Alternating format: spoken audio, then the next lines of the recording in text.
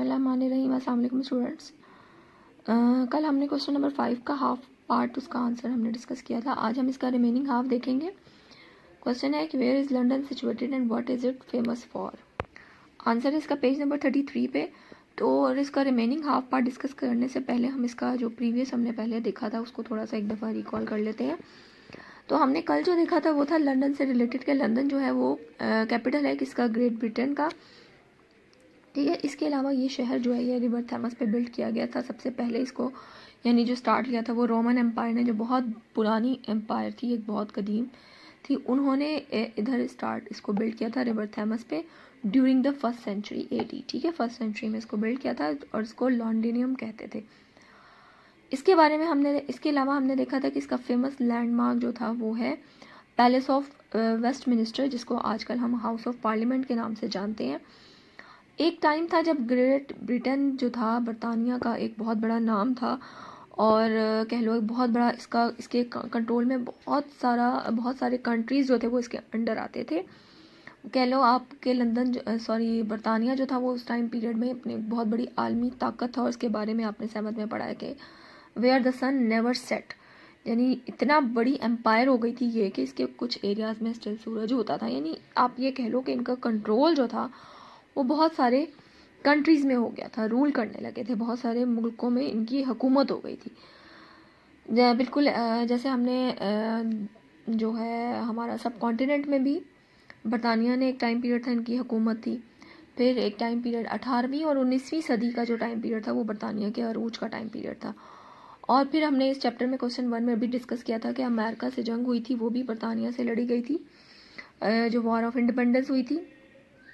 तो ये वो टाइम पीरियड था जब बरतानिया का बहुत अरूज था। उसके बाद सेकेंड वर्ल्ड वॉर के बाद बरतानिया को जो था वो डाउनफॉल आना शुरू हो गया था। इसके अलावा हमने देखा था म्यूज़ियम और मॉन्यूमेंट्स। म्यूज़ियम और मॉन्यूमेंट्स का डिफरेंस भी मैंने आपको बताया था। म्यूज़ियम्स में जो सबसे जो टॉप ऑफ द लिस्ट आता है वो आता है tower of London. Tower of London basically क्या है, एक किला है, जैसे कि हमारे पाकिस्तान में शाही किला है, शाही फोर्ट जिसको आप जानते हो, वहाँ पे बादशाह बैठते थे। तो इसी तरह टावर ऑफ लंदन जो है वो भी एक फोर्ट है जो बहुत पुराना है, जहाँ पे पहले बादशाह वगैरह इधर रहते थे, बैठते थे। वहाँ पे बहुत सारी इस तरह की एक्टिविटीज़ परफॉर्म भी होती थी, जैसे कैदियों को कैद कर लेना, इस तरह की दीगर और इस तरह की बातें थी रिलेटेड। ठीक है, तो ये जो था टावर ऑफ लंदन जो था तो ये आज भी मौजूद है। और यहाँ पे इसके बारे में कहा जाता है कोहिनूर जो एक बड़ा कीमती हीरा है वो अब वो बरतानिया के पास है। बरतानिया ने उसका जो बादशाह मलका थी उसके ताज में इसको फिक्स करवा दिया था और अब वो स्टिल उन्हीं के पास है। ठीक है, इसके बाद हम आगे, आज हम इसका रिमेनिंग पार्ट यहाँ तक कोहिनूर डायमंड तक हमने देखा था। इसके बाद मैंने आपको ये भी कहा था कि म्यूज़ियम और मॉन्यूमेंट्स की जो हेडिंग आएगी इसमें आपने इस सेकंड पैराग्राफ की जो 3 लाइन्स है ये आप उसमें ही ऐड करोगे। The British museum situated in London is also an important place for anyone who is researching about the past. ठीक है, ब्रिटिश के जो म्यूज़ियम है वो लंदन में सिचुएटेड है और इसलिए भी इम्पोर्टेंस रखता है क्योंकि एनीवन, किसी के लिए भी जो पास्ट से रिलेटेड हिस्ट्री को सर्च आउट करना चाहते हैं तो उनके लिए ये जो ब्रिटिश म्यूज़ियम है ये बहुत ज़्यादा इम्पोर्टेंस रखता है। तो ये जो 3 लाइन्स है ये आप इसमें ही काउंट करोगे। ठीक है, म्यूज़ियम एंड मॉन्यूमेंट्स की हेडिंग में। इसके बाद हम आते हैं आज के अब रिमेनिंग पार्ट की तरफ। तो स्टार्ट करते हैं। Many other places of interest are related to English literature and author and stories that are well known to people all over the world.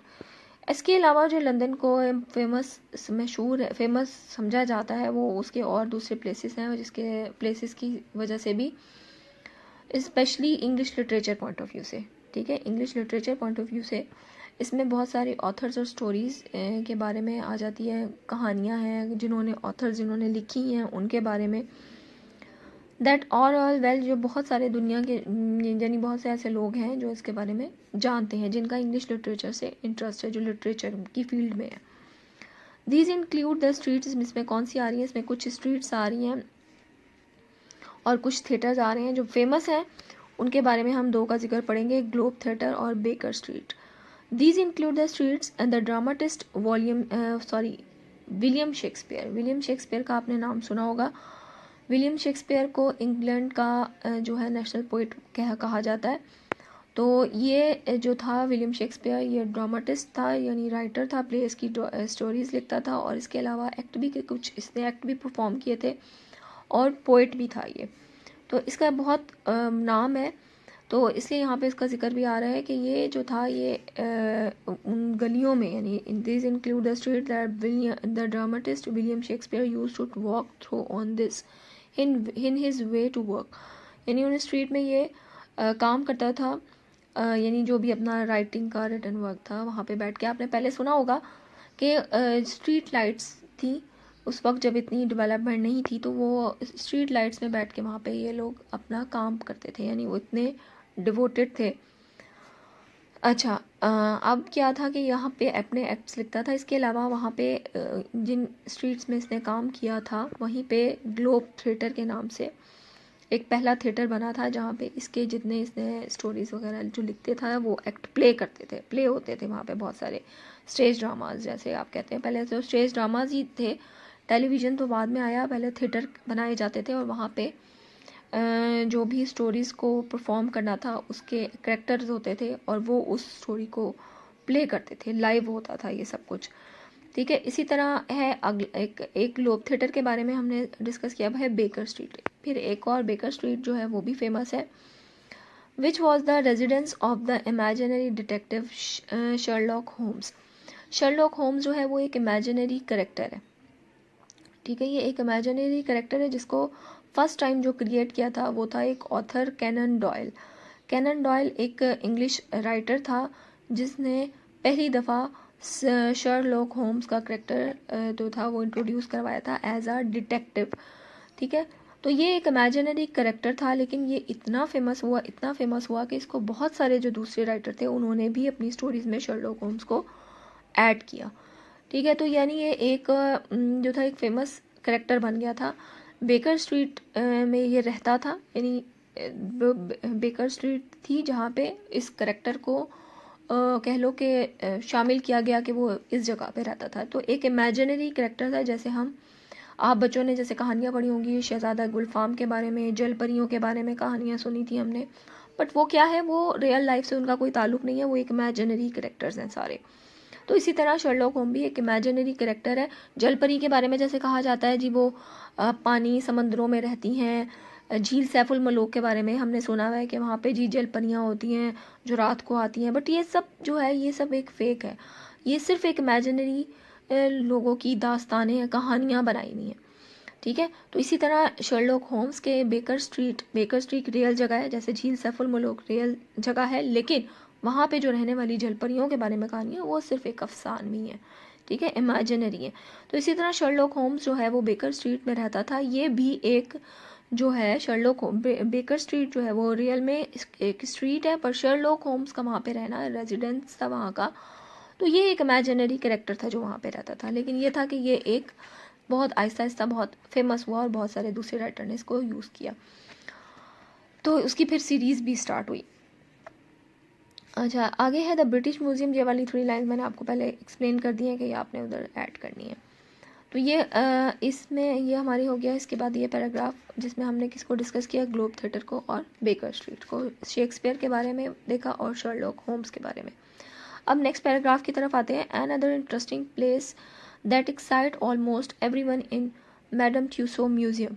Madam Tussaud museum है एक लंदन में जो बहुत फेमस है। इसके बारे में आपने न्यूज़ में भी देखा होगा, जो हमारे न्यूज़ भी चलती हैं। यहाँ पे वैक्स से बने हुए स्टैचूज़ हैं। ठीक है, वैक्स से बने हुए स्टैचूज़ हैं इस म्यूज़ियम में, जो हमारे पुराने जो फेमस पीपल थे, लाइक उसमें किंग्स भी आते हैं, क्वींस भी आती हैं, सीरियल किलर्स भी आते हैं, और आजकल फिल्म स्टार्स की भी उन्होंने उनकी स्टैचूज़ बनाए हुए हैं। ठीक है, और वो बिल्कुल रियल ऐसे लगते हैं। कुछ अर्सा पहले हमने न्यूज़ में भी उसके बारे में देखा था, शाहरुख खान का स्टैचू बनाया हुआ है जिसमें लोगों ने उसके साथ खड़े होकर पिक्स बनवाई हैं और बिल्कुल वो रियल लग रहे हैं। ठीक है, तो ये है मैडम ट्यूसो म्यूज़ियम जो कि लंदन में है।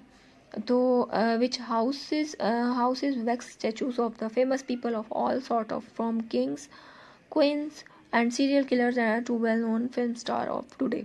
ठीक है, इन सब के स्टैचूज़ बने हुए हैं। London is also one of the largest cities in the world and the expanded country of greater London has the population of a little over 8 million. London जो है वो सारी दुनिया के तमाम बड़े शहरों में से एक शहर है, या आप ये कह लो कि पहले कुछ टाइम पहले तक जो था वो लंदन जो था वो सबसे बड़ा शहरों में शुमार होता था, लार्जेस्ट सिटी में जो था वो पहले नंबर पे आता था। लेकिन अब जो है वो टोक्यो आता है, जापान का जो शहर है। लेकिन ये पहले जो था, हम अगर बात करें तो लंदन जो है, लेकिन स्टिल अभी भी बड़े शहरों में आ रहा है। लेकिन अब की अगर करंट कंडीशन की बात करें तो वो टोक्यो है। अच्छा, लंदन जो है वो अपनी ग्रेटर जैसे जैसे एक्सपेंड होना शुरू हो गया तो उसको ग्रेटर लंदन कहना शुरू हो गया, ठीक है। तो अब इसकी पॉपुलेशन जो है वो 8 मिलियन से थोड़ी सी कम है, ठीक है। और सेकेंडली आप ये कह सकते हो कि ज़्यादा आबादी जो है वो इधर ही है। Measures have been adopted for checking the population so that it is almost just what it was 60 years ago.